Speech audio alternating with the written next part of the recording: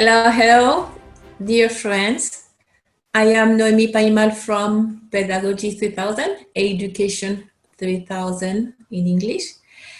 And today we are going to see something very important. What are the characteristics of the children of today and tomorrow? They did change, everything changed, and very fast, very rapidly, just in front of us. I mean, it's amazing. In a couple of decades, we did some research from 2001, and we saw so many changes. And all the pediatricians we interviewed said that those kids, they are not inside my tables. What I learned in the schools, in the universities, doesn't correspond to them now. So it's very important to see what's going on with that.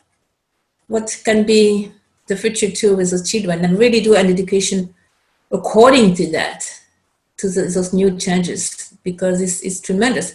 From an anthropological point of view, it's a big jump, it's a big leap, quantum leap. It's like in less than one generation, we saw so many changes, and we can see them on all levels.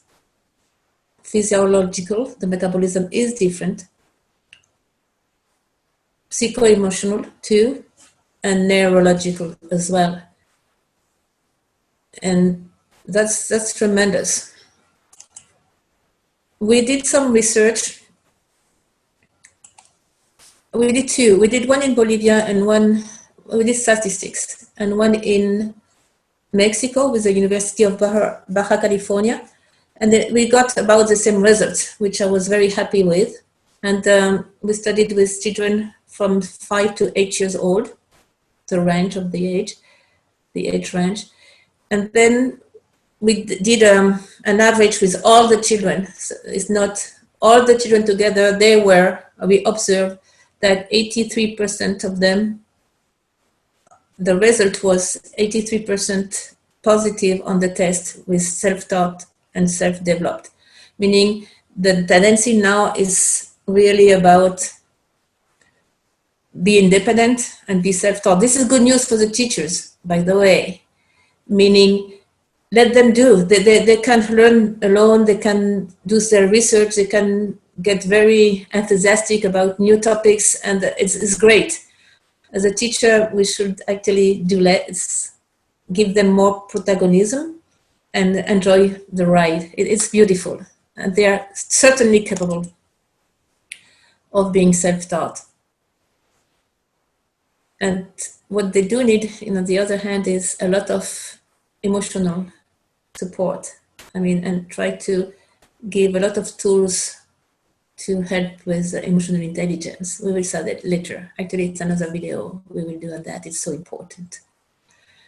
The right hemisphere of the brain, which is very creative, and the fourth brain is certainly boost with them. It works very well, very developed, and we had 82% of the results.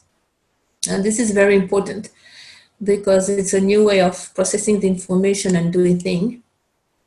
Sensitivity and emotional intelligence is very high, supra-developed, 77%. Now this is where we have to take care because of the sensitivity actually. So they are balanced emotionally and they can cope with the emotions. Young people, kids, and even babies. For sensitive intuition and psychic abilities, it's very hard to measure, I recognized, but we had the impressive figure of 44% according to this test, which is very high, especially with the little ones.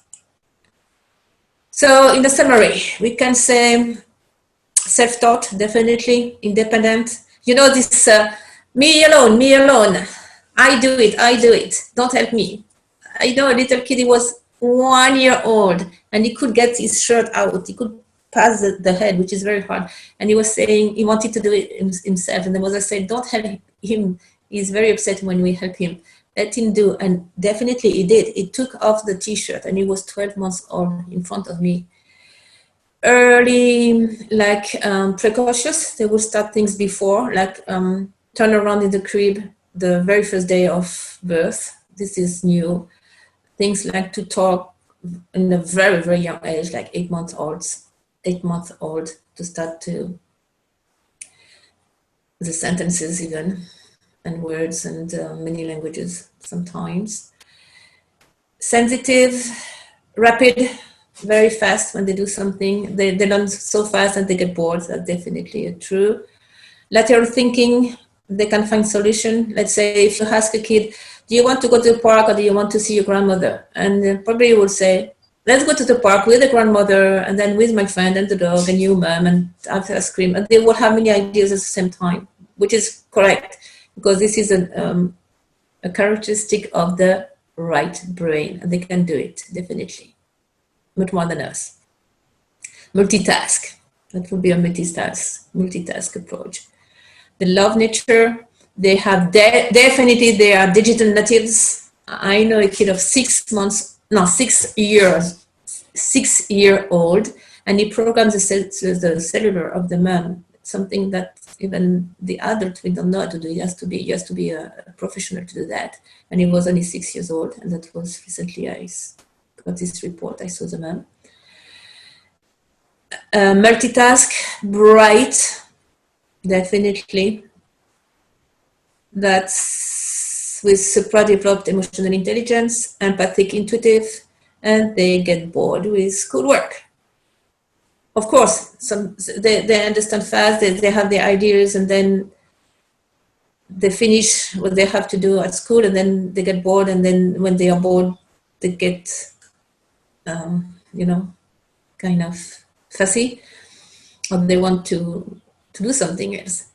So we have to be very careful with that, make sure their project is active, they can help each other, and I definitely other strategies and other approach with them. I put this picture of this little boy. I mean, it's a great boy. It's a very talented boy. He's only 12 years old. He's from Mexico. And he wants to study biomedical physics at UNAM. UNAM is the most prestigious university in Mexico. His name is Carlos Antonio Santamaria Diaz, and he wants to study at the university to learn how to build cells to cure disease.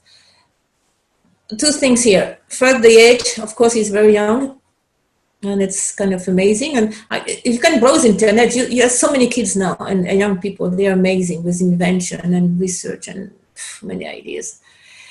But then the why he wants to study, he wants to cure people. So it's a very noble motivation, very noble goal. And that sometimes amazes me, the high level of ethic of some of those kids. And we have to support them and give them the facilities of that. I know that democratic education, for instance, will definitely support and help kids that wants to study a special issues or have a special talent, and they allow them to go to the university, even though they are only in high school. They allow them to specialize in their whatever talent they have, like it can be music as well or whatever. And that's very good. That's really what we have to do.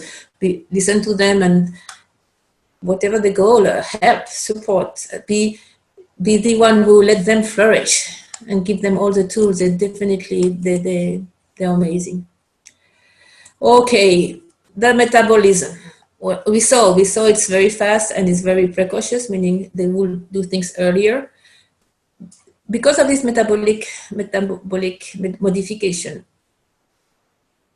it should not be mistaken with hyperactivity and nor attention deficit disorder. This is not actually what's happening right now. But about 20 years ago, yes, it was mostly the case, but now we observe a new metabolism. I mean, from anthropology point of view, it's like a leap. It's like secular tendency, meaning it's an evolution. It's a leap in evolution. That is like we have a modified human being with a new chip, just to say it somehow.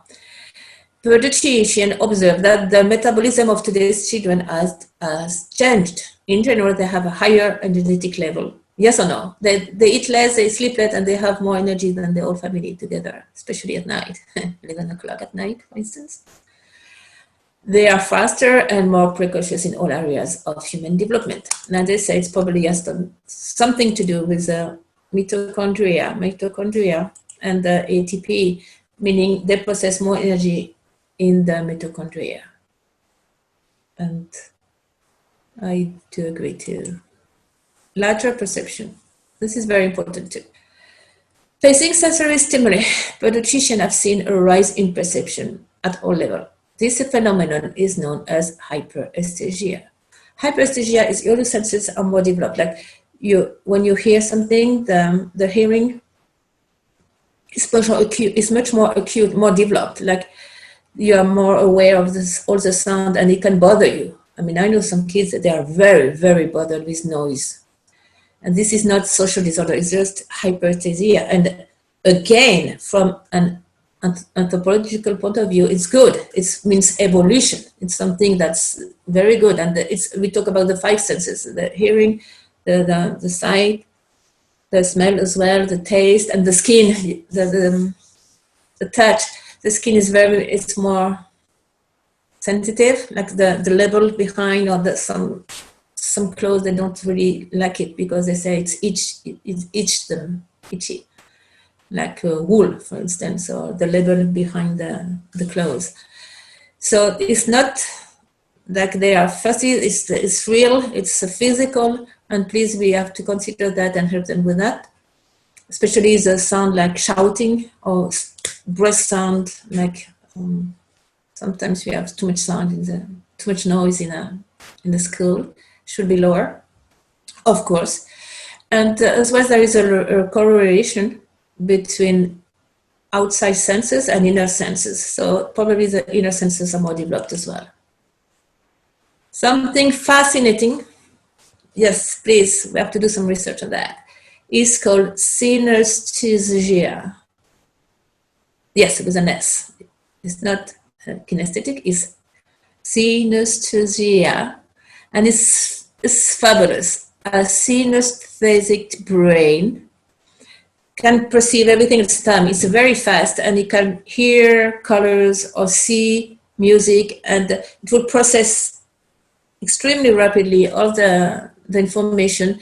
The calculation is very fast, for instance. The memory is extraordinary.